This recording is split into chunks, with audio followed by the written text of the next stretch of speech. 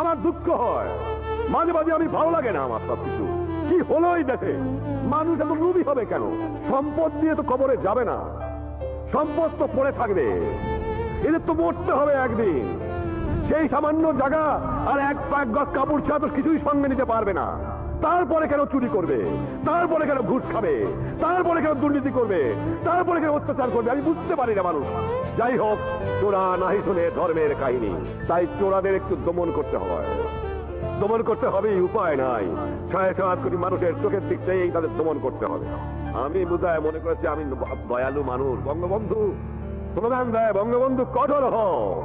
কঠোর আমি হওয়ার পারি কিনা তা এহিয়া খান আইয়ুব খান জানে, কিন্তু আমি কার বিরুদ্ধে কঠোর হব সেদিকে চাই, দেখি তারা আমার।